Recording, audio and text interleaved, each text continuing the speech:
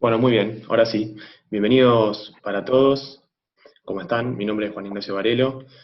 Yo formo parte de NT Advisors y para quienes no nos conocen, nos definimos como una compañía transformadora de organizaciones. Hoy, en una nueva edición de nuestras NTalk, estaremos conversando sobre la transformación de los negocios con especial foco en la región. Y tendremos el gusto de contar con la participación de Gustavo Oviedo, quien nos estará comentando sobre la temática. Gustavo es una persona con más de 30 años de experiencia a nivel global, en distintos continentes, formando parte del directorio de empresas de la talla de ETEX, de Schneider Electric o de Kodak. Además forma parte de la National Association of Corporate Directors y cursó estudios en Harvard Business School. Así que para nosotros es un honor que él nos pueda comentar cuál es su visión de la situación global y especial foco en la región. De mi parte, los dejo con Gustavo. Muchísimas gracias a todos por estar y bienvenidos a otra NTalk. Bueno, gracias, buenos días. Aquí desde Miami, un placer estar con todos ustedes allí en Argentina y en los países de la región. Estaba pensando si esta charla será igual de vigente después que haya una vacuna.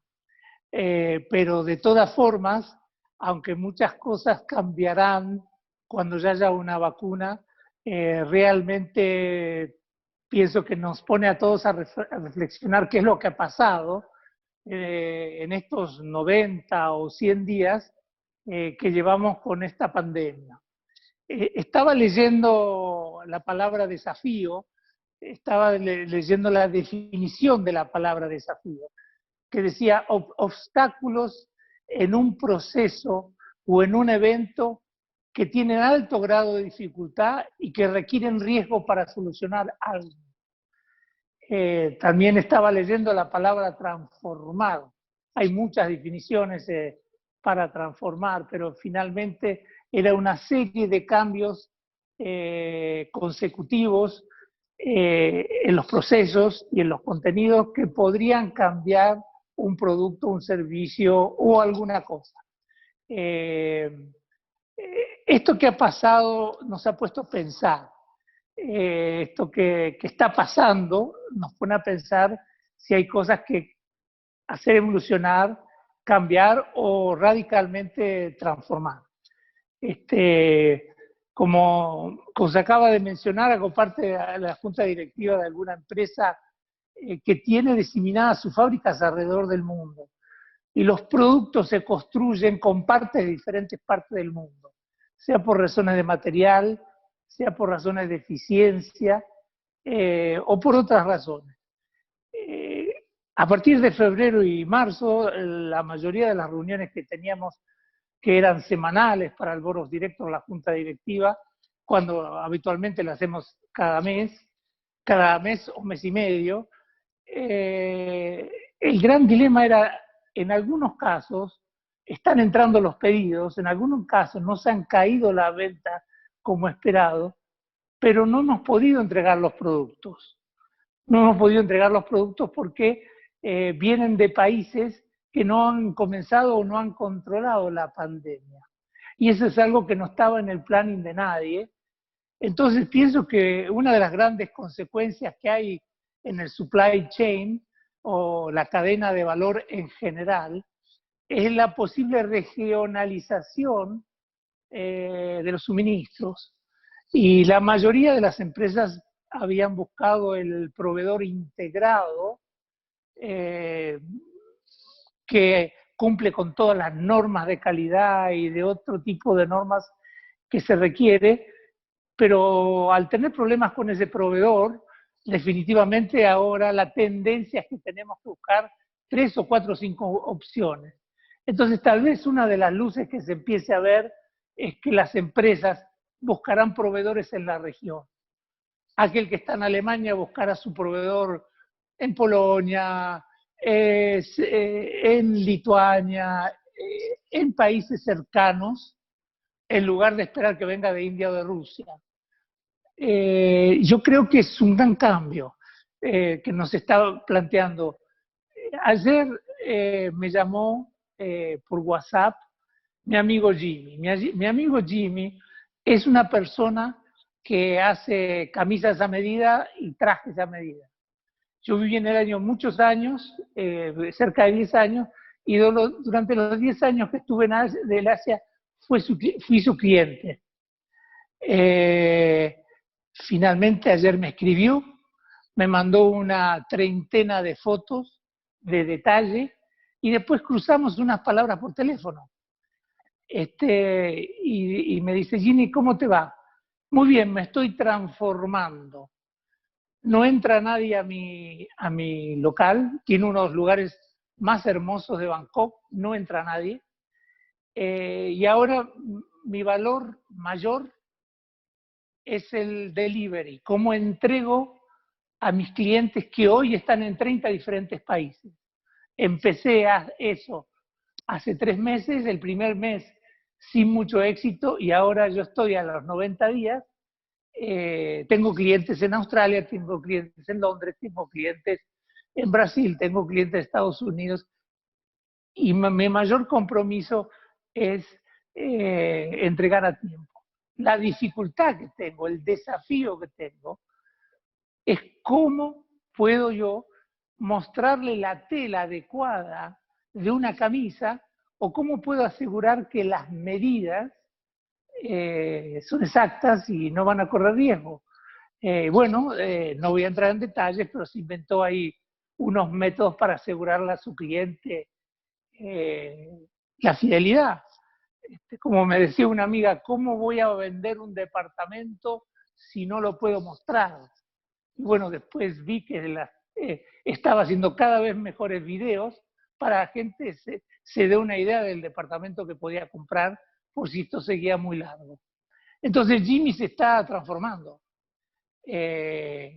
Vaya a saber por cuánto tiempo, vaya a saber cuándo hay una vacuna en Tailandia, pero descubrí un negocio que no tenía. Antes el 80% de su venta era el local en Bangkok y el 20% por teléfono o algunos pedidos. Desde hace un mes y medio el 80% de su venta, que tiene un nivel que le permite subsistir 3 o 4 familias que están allí trabajando, es fuera de Tailandia. 30 países. Una transformación en 3 meses. Nadie tenía esto planeado. Requiere un esfuerzo cultural. Sí. Si antes de pensar en América Latina o ver un poco en la Argentina, que yo sé, me enteré hoy, pero ustedes ya lo deben saber, que los frigoríficos están haciendo delivery, entonces como hay que hacer la cola en la carnicería, es más dificultoso que capten el mismo volumen de clientes. A través de las carnicerías, entonces dan el servicio de delivery. Es que después que haya la vacuna en Argentina, los frigoríficos le darán su lugar a las carnicerías, o esa parte de la cadena de valor va a desaparecer. Es algo importante que ya nos permiten unas primeras reflexiones. El caso de Jimmy, el caso de las carnicerías argentinas. Le voy a hacer un pantallazo de la comparación del Asia y Europa, y después entramos. En el Asia, lo más curioso, China, Japón, Corea, Singapur, Taiwán, ellos comenzaron rápidamente con la distancia y el barbijo, que es lo que hace todo el mundo, pero hicieron algo, están haciendo algo que no se hace necesariamente. Me contaban mis amigos que viven allí, y yo tenía la oportunidad de hablar con ellos por teléfono, por diversos temas, y también para investigar este tema y poder hablarles con genuidad.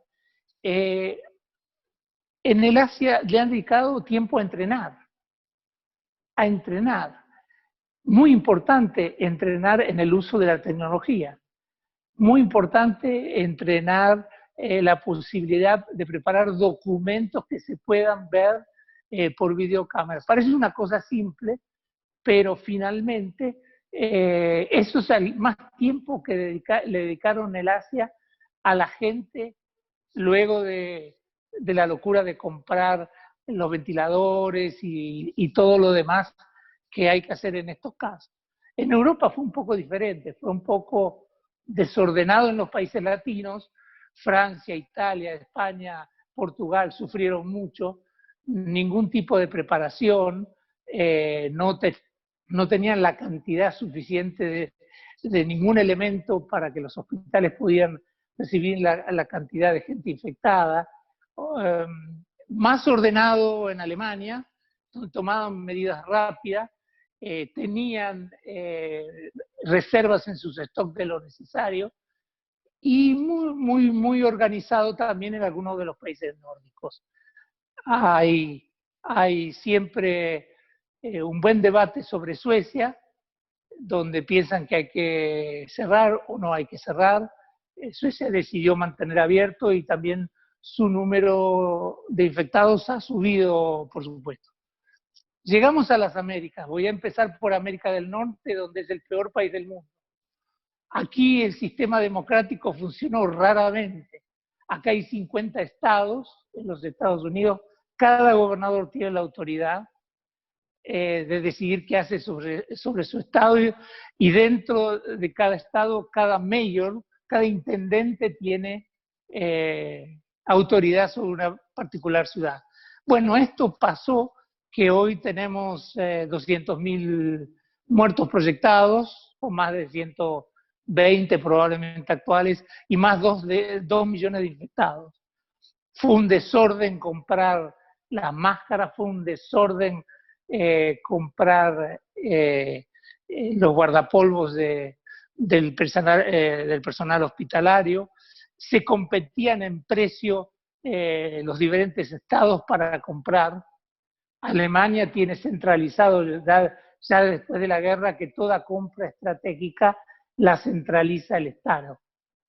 Lo que hace muy simple comprar armas, comprar comprar productos de telecomunicaciones o comprar productos para una pandemia. Finalmente, los diversos casos de las diferentes zonas dejaron con diferentes desafíos a los líderes políticos, empresariales de estas regiones. Algunos están a la altura, otros no, les cuesta más. Y bueno, y en cada país el consumidor, el usuario ha tomado su camino, ha decidido qué hacer. En algunos países están viajando casi con normalidad después de que se abrió la liberación de los viajes. En otros nadie pisa un aeropuerto, o en algunas ciudades nadie pisa un aeropuerto cuando la autorización para viajar ya está. Entonces, el que nos va a cambiar la cultura de hacer los negocios, de convivir, es que nos va a cambiar los valores, o cuando viene la vacuna pasará como pasó el otro día en Palermo, que había una cantidad importantísima de gente corriendo, según vi en la televisión, y no necesariamente respetando todos los protocolos.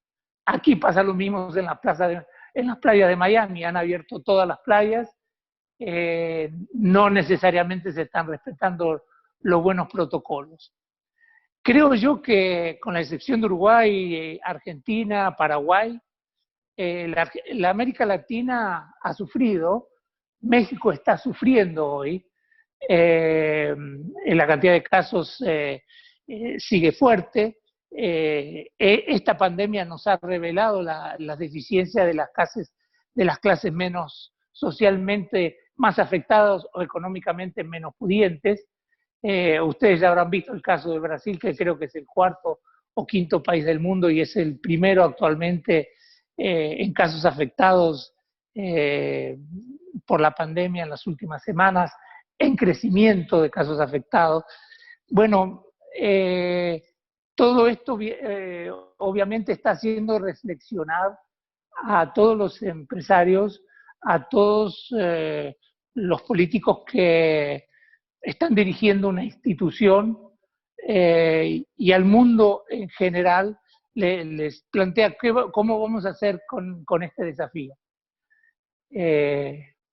todas las universidades tienen que ir a sus cursos por el momento por videoconferencia. Es que los alumnos van a asistir o les conviene o les gusta asistir a un campus, pero el acceso al campus todavía está cerrado en algunos países. Es que la telemedicina se va a imponer. Yo las últimas consultas con mi médico las he tenido por teléfono. No es nada mayor, es contarle un poco cómo estoy, pero ha sido por teléfono. Tal vez si me tendría que hacer otro tipo de análisis, tendría que ser persona a persona. Pero la telemedicina es una industria que se va a crecer. Las acciones de Zoom se han cuatriplicado. Y bueno, todo esto hace que nos lleva a una transformación importante. América Latina ha abierto sus economías, con excepción del Brasil, en los últimos años, haciendo un esfuerzo de compartir con el mundo. Es que esto es algo que podemos considerar podrá seguir. Es que será posible que una máscara haya que importarla hasta que reaccione la industria local y se ponga a hacer máscaras. Yo creo que todo va a motivar a que la región se mire al espejo, busque sus fortalezas, busque las partes débiles, trate de mejorarlas y finalmente trata de hacer más negocios regionales.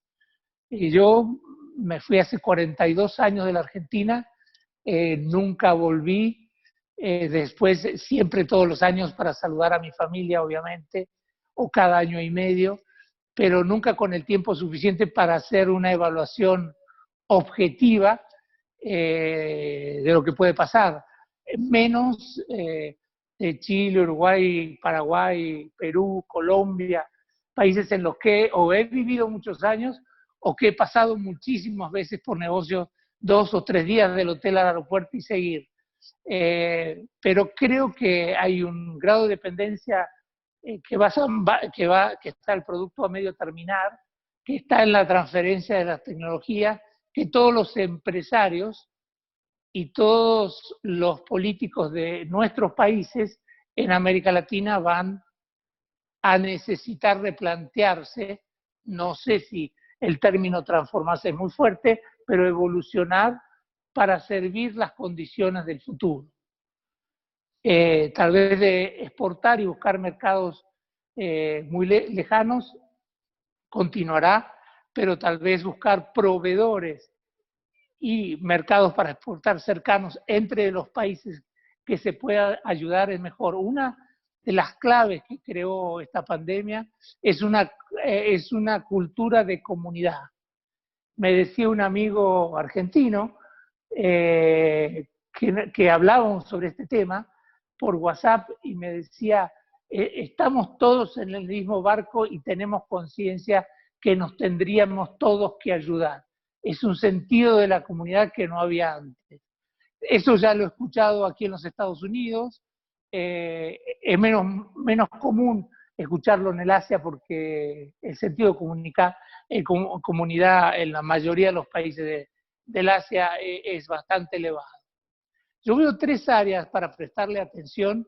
Estoy tratando de manejar todos los mensajes dentro de los 30 a 35 minutos para luego poder responder a vuestras preguntas y luego que Gabriel Romano continúe con estos momentos de charla tan interesantes.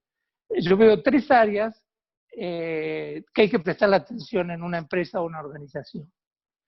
El cambio de la cultura del negocio es un área. El otro área es el claro ejemplo de cómo se está afectando la cadena de valor. La gente que ya compra del frigorífico y no de la carnicería, la gente que decide hacer telemedicina, la gente que decide hacer cursos. Aquí en Estados Unidos masivo, la gente que hace cursos de peluquería, compra los instrumentos y se cortan el cabello. Tal vez el 90% vuelve después de la vacuna y se pierde el 10%.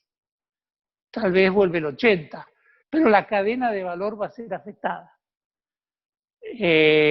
La calidad, porque hay que tener 3 o 4 proveedores, tal vez no todos podrán llegar a la misma calidad, y las necesidades del consumidor.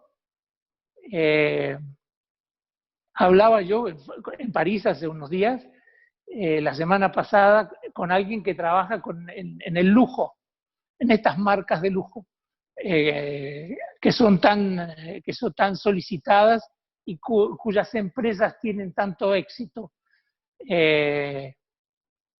Después de esto es que la gente considera necesario pagar una marca el valor que se paga cuando mucha parte es para crear satisfacción, manejar las áreas emocionales del cliente final, más que realmente el valor del producto. Y si hay menos gente para mostrar, porque es muy difícil mostrar a la gente y juntarse, es que todo esto va a hacer replantear el comportamiento en general del consumidor. Es que el alumno que hoy hace sus cursos y sus MBA y sus participaciones con la universidad, lo hace por videoconferencia de manera virtual, es que va a volver a las aulas de manera regular, o los próximos programas de las universidades serán mitad y mitad, y un día serán 70-30. Acá el presidente de Facebook decía que el 80% del personal de Facebook va a trabajar en 5 años en su casa. Esto plantea un desafío importante en América Latina, que es la educación. La educación de la gente de los países. Yo diría que si fuera gobernante o tuviera una charla con un gobernante de América Latina, lo invitaría a realmente pensar cuán importante es la educación. Será un mundo difícil sin tener acceso a la tecnología. Será un mundo muy difícil sin tener acceso a lo que va a llegar, la inteligencia artificial y otros. Hablaba con un colega, yo viví en México 6 años, un país que tengo cariño, y hablaba con un amigo a ver cómo le iba con la pandemia. Y me dice, Gustavo, el señor es el gerente dueño de la empresa, lo heredó del padre. Y me dice, Gustavo, la empresa bien, yo tengo problemas, porque yo tengo 2 secretarias que tienen un asistente para las 2, y yo hace 10 años que no entro en una computadora. Ahora mi empresa va muy bien. Es una empresa de alimentos y va mejor y estamos creciendo los últimos 5 años y tenemos planes a pesar de esta pandemia. Bueno, y por último, para ya pasar a las preguntas y también darle lugar a Gabriel, el tema del liderazgo. Recientemente escribí algo sobre el liderazgo y la innovación. La innovación y el liderazgo en las empresas, en las instituciones, en las universidades, tenían o tienen todavía tendencia a ser muy verticales. Quiere decir que la buena idea viene del triángulo de arriba y es muy difícil captar buenas ideas. En plataformas, bueno, esto va a tener que evolucionar y el líder tendrá que ser una persona que escuche, que tenga empatía, que sepa captar y sea sensible a las buenas ideas, que pueden estar en la plataforma de su empresa o su entidad de gobierno, que son los que tienen el contacto con el consumidor y o usuario final. Entonces, les he hecho una recorrida un poco de cómo veo yo los 3 puntos que están afectando a nuestra ciudadanía y al mundo de hoy, que son la cultura de los negocios o la cultura en general, que es el supply chain o la cadena de valor, y qué es el tipo de liderazgo. Y un énfasis particular en América Latina para la educación, porque para poder trabajar virtual, para poder transformar las empresas, hay que realmente estar bien educado o hacerse asesorar. Yo sé que en la cultura latina también pasa en los países latinos de Europa, donde viví en Francia muchos años y viajaba mucho a los países latinos. Hay una tendencia de no aceptar demasiado el consultor, el advisor, o simplemente la opinión de otra persona. Pero ahora es el momento de reflexionar para hacer las cosas mejores. Hay que pensar en que hay que transformarse, porque la transformación, la evolución, el cambio, cualquiera sea el término que quieran utilizar, le va a dar algo al final del túnel que es un elemento de diferenciación. Y en general, en la vida, en los negocios, en los países, siempre le va bien o siempre gana el que se diferencia para mejor. El que da valor, el que se diferencia para mejor. Entonces, bueno, para mí es un placer estar nuevamente en estas charlas de NT. El otro día dimos una charla en UCEMA que fue muy interesante por el tipo de preguntas. Uno aprende más seguramente con las preguntas, yo aprendo más que con las respuestas. Y muchas gracias por vuestro tiempo. No sé quién estaría coordinándose, si hay preguntas y si no.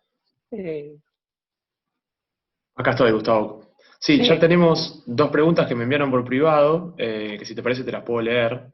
La primera nos pregunta, ¿quién decide los cambios en la cadena de valor? ¿El consumidor? Sí, yo tengo, qué buena pregunta. Yo tengo tendencia a pensar que todo lo decide el consumidor. Es demasiado absoluto, pero tengo tendencia a pensar que el usuario y el consumidor a la larga deciden los cambios que le satisfacen por lo que está dispuesto a pagar. Hay elementos en la cadena de valor como el uso de los buenos materiales, el uso de la capacidad de financiamiento, la habilidad de comunicar mejor para un producto o un servicio. Esos elementos de el delivery, como decía Jimmy, lo más importante para él era que si le pedían una camisa, en 3 días lo podía entregar, en 3 o 4 días. En Tailandia hacen una camisa en 12 horas. Él decía, yo en 3 días pueda tener la camisa en Australia si es necesaria, o en Londres. Bueno, yo pienso que al final, respondiendo a la pregunta, es el usuario o el consumidor que tiene alta parte de la decisión. Perfecto. Había otra. Sí. Sí, y hay otra más que infiere a si la transformación debería comenzar por los líderes o cuál es el rol de los líderes específicamente en la transformación. Sí, yo pienso que el rol de los líderes en la transformación es fundamental. La primera, si estamos hablando de un negocio que es el área que me compete más, o de una institución tipo universidad, que es un área que conozco más.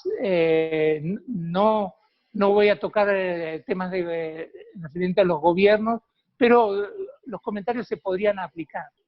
El líder tiene la obligación de tener la visión, de interpretar lo que está sucediendo en el medio ambiente, qué es lo que está pasando y ser sensible a lo que está pasando. Y ante estos eventos, tener empatía con la gente que trabaja en la organización y también con sus clientes, con sus usuarios.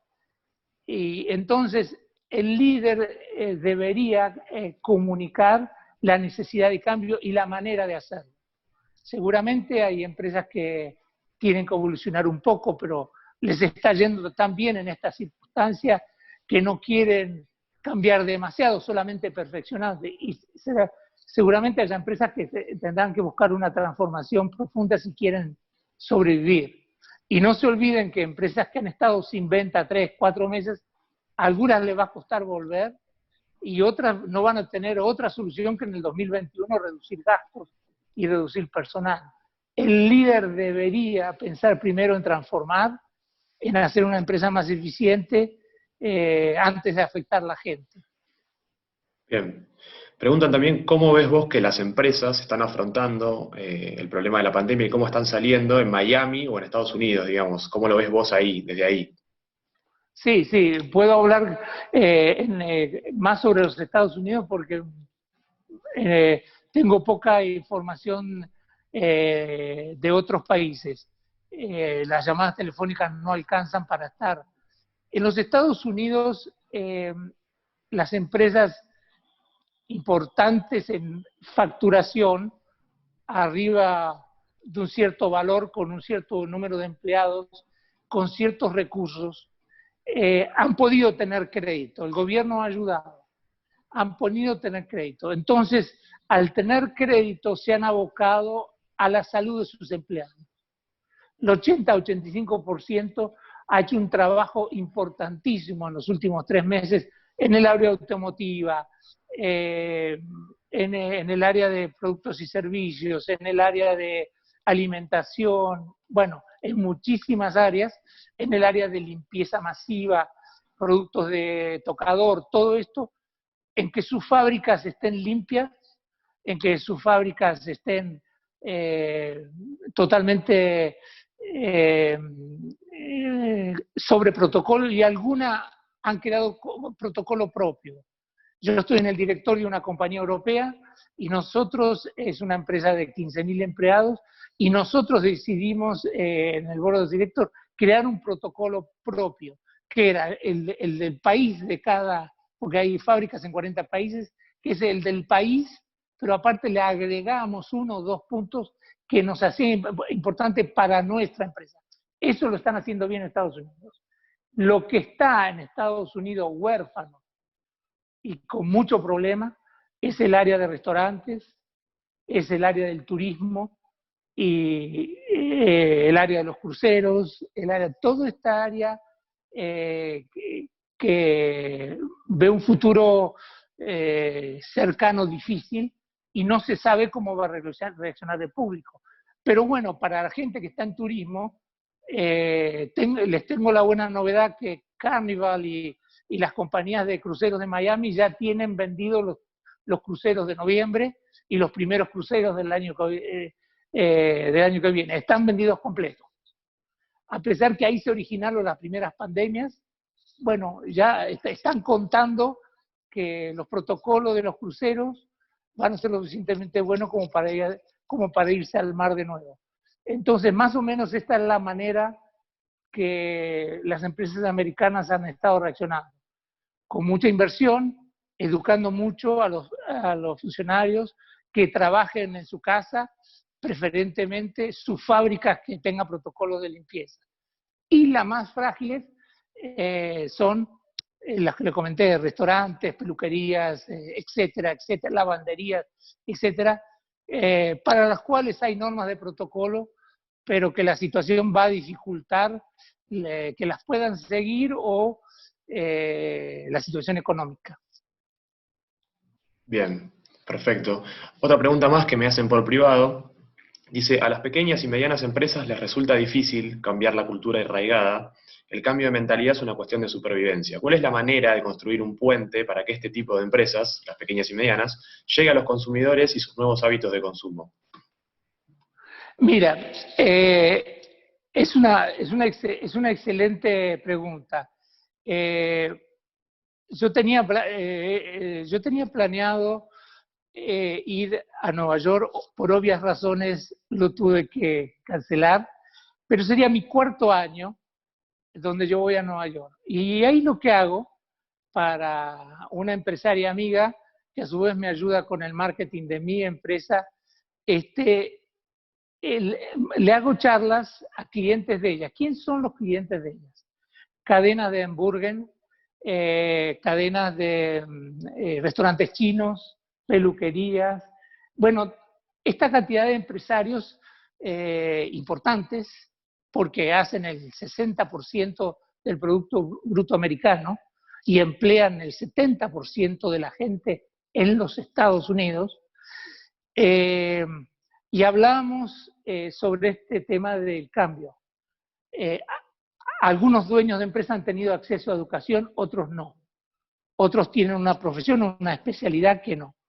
Pero siempre yo les trataba de decir en mis charlas, en una empresa pequeña, el fundador, el hijo del fundador, el gerente o un empleado tiene que ser el Mesías, por definirlo de alguna manera. Una empresa pequeña tiene que tener un Mesías que quiera hacer evolucionar los valores o cambiar la cultura. En general, en la empresa pequeña, es el propio dueño, en el 90% de los casos. Pero él tiene que ser, él es el responsable de reconocer que las cosas están cambiando, que la gente no compra menos de este producto o servicio o esto está cambiando, y tratar de hacer un cambio. Si puede hacerse asesorar. Hoy hay asesores que son accesibles, no hay necesidad de ir a las grandes compañías. En todos los países hay posibilidad de hacerse asesorar. Asociaciones, profesores que hacen asesoría, compañías de asesoría estructuradas, porque una vez que tiene el Mesías y tiene los conceptos para cambiar la cultura, hay que tener un proceso para implementar. En la vida de los negocios está el cliente, está el resultado de las finanzas, pero lo más importante es el proceso. Todo es un proceso. Y eso es algo que se tiene que implementar también en la comunicación para cambiar las culturas. Perfecto, tenemos una última pregunta. En el caso de una empresa como ETEX, ¿cuál es el escenario que está evaluando en Europa y las medidas que está tomando como para salir de esa situación? Es muy difícil para mí responder información cuando son miembros de una junta directiva. El protocolo te impide hablar sobre cualquier empresa que participes. En líneas generales en Europa. En líneas generales en Europa, y ETEX hace parte de Europa, las empresas han mirado en primer lugar la salud de los empleados.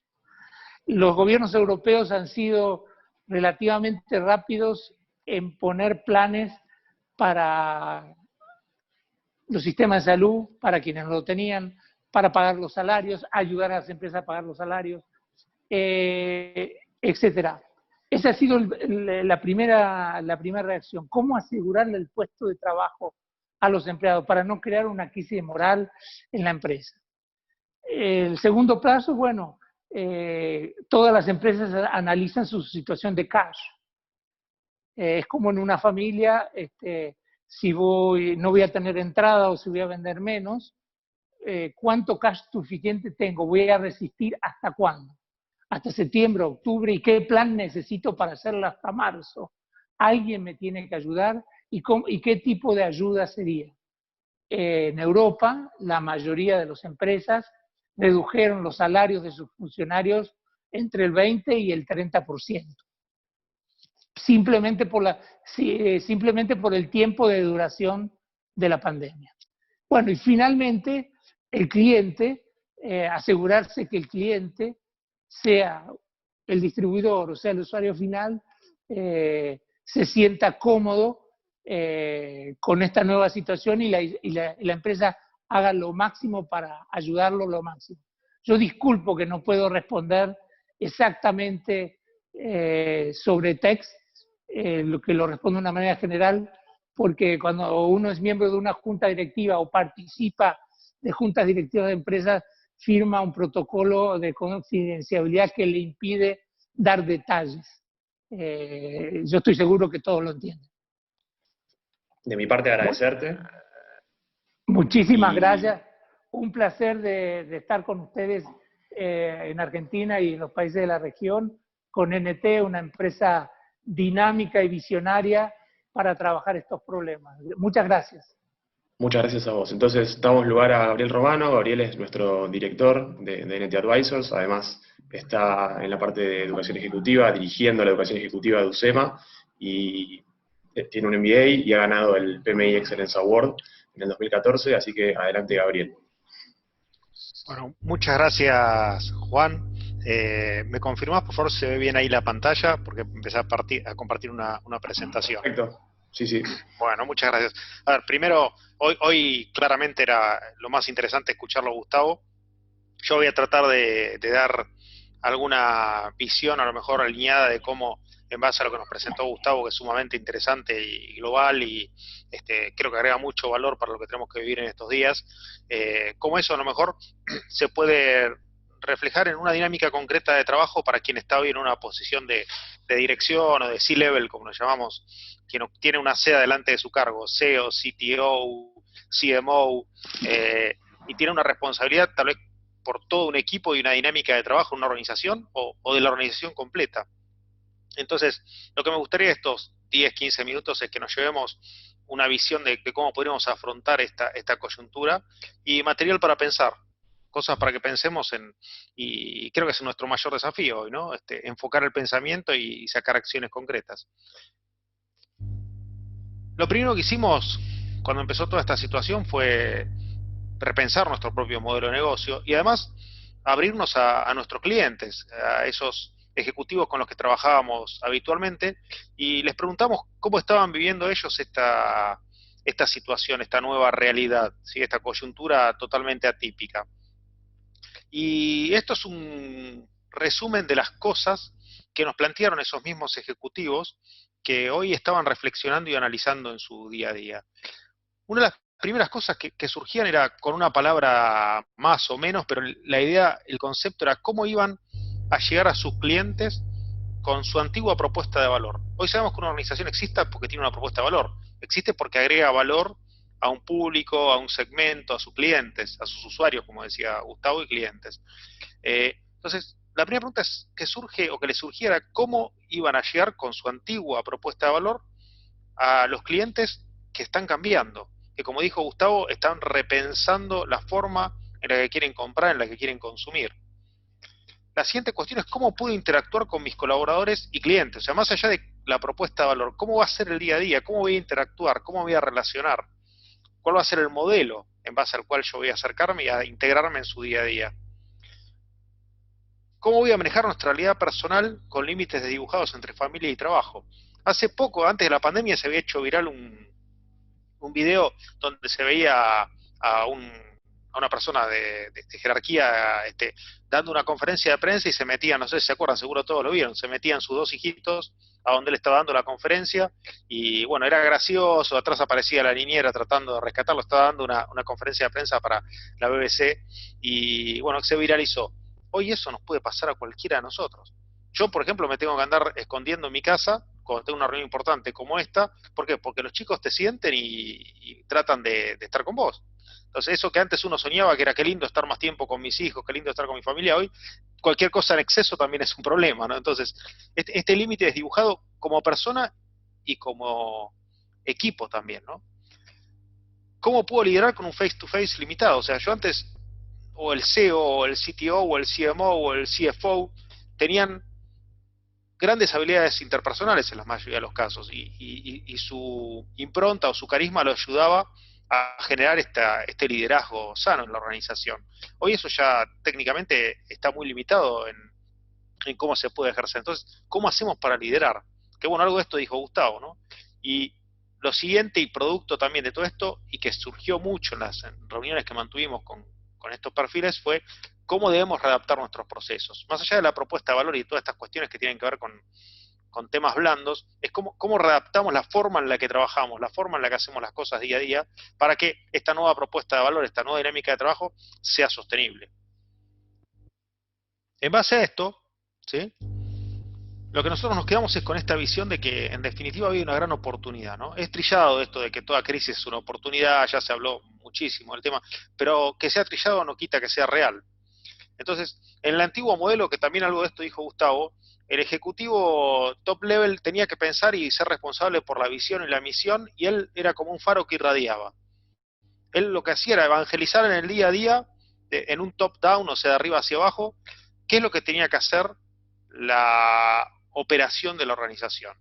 Eso hoy, en definitiva, está siendo challengeado fuertemente, está siendo repensado fuertemente. Y en definitiva, esta democratización de las relaciones, de los vínculos, producto de esta situación que estamos viviendo, nos pone en una posición única de pensar en mecanismos de co-creación, donde en definitiva el beneficio mayor que vamos a obtener, si hacemos que la visión y la misión se piensen desde también las bases de la organización, no tengan derecho a opinar sobre esas cuestiones y a dar su punto de vista, si lo hacemos más plano al proceso de visión estratégica, lo que vamos a generar es una ownership mucho mayor. Y muchos de nuestros clientes en el pasado nos llamaban porque tenían serios problemas de ownership. Lo disfrazaban con otros nombres tal vez, no necesito profesionalizar mi empresa, necesito tener mayores mecanismos de control, pero lo que pasaba es que las bases no se apropiaban de la visión. Entonces, algo que no se apropia de la base no ocurre, es un sueño. Entonces, hoy esta situación genera un entorno único para trabajar y co-crear en equipo cuál va a ser la visión y la estrategia de la organización. Esto no quiere decir que tiene que ser un proceso eterno, engorroso, ¿sí? Largo en el tiempo, no, todo lo contrario, puede ser algo muy expeditivo y concreto como lo que les voy a compartir. ¿Sí? Y esto también tiene que ver con la cuestión de que nunca la evolución fue un hecho aislado, siempre la evolución es un fenómeno en contexto, uno evoluciona en base al entorno, y esto claramente es un desafío para una evolución social. Lo que estamos viviendo hoy va a llevar a una evolución social. La evolución no es que necesariamente va a ser mejor, es que va a cambiar, y hoy no hay dudas, una de las pocas certezas que desde mi punto de vista puedo traer a esta mesa es que va a haber una evolución después de esto. No sabemos cuán grande, cuán pequeña, pero no va a ser lo mismo. Entonces, la evolución es un fenómeno en contexto. Entonces, esa evolución organizacional, al final del día, va a ser un trabajo en equipo. Va a tener que ser una adaptación de todo un equipo que incluye al C-level, pero también a la operación de la organización.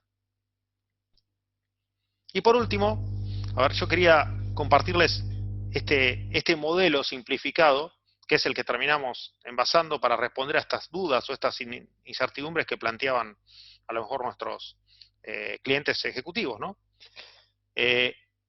Hoy entendemos que lo que debemos afrontar es un journey, un camino de transformación, ¿sí?